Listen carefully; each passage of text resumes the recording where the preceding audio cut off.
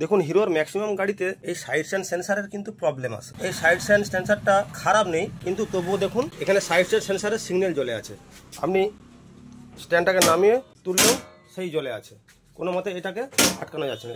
যখনই স্ট্যান্ড তুলে দিচ্ছেন বন্ধ হয়ে নেমে যাচ্ছে। তা এইটা সহজভাবে আমরা ঠিক করব কীভাবে? দেখুন সেন্সার চেঞ্জ করলেও কিন্তু অনেক সময় হয় না, এটা স্ট্যান্ডার্ডই প্রবলেম। তা এটা সহজ পদ্ধতি আপনাদেরকে দেখাচ্ছি। এই স্ক্রুটাকে আমরা খুলে নেব। খুলে নেওয়ার পর দেখুন এই যে এখানে একটা ফুটো করা আছে, এই যে সাইডে একটা ফুটো করা আছে না, এই ফুটোতে এইখানের একটা বাড়তি অংশ বেড়ে থাকে, এইটা এইখানে লেগে থাকে যাতে না এটা সরে না যায়। তা আমরা কি করব, এই বাড়তি অংশটাকে, এই সেন্সারের যে বাড়তি অংশটাকে কেটে নেবো ভালো করে, সমান করে।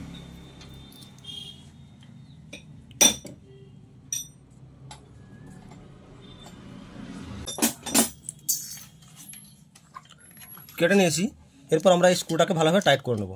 তো টাইট করার সময় এই সেন্সারটাকে একটু নামিয়ে রাখবো নিচের দিকে, তাহলে কিন্তু আর সমস্যাটা হবে না।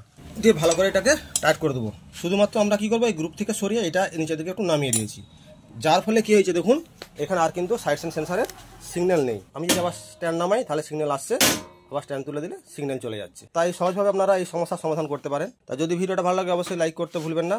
আর যেসব বন্ধুরা আমার চ্যানেল নতুন এসেছেন তারা অবশ্যই চ্যানেলটিকে সাবস্ক্রাইব করুন।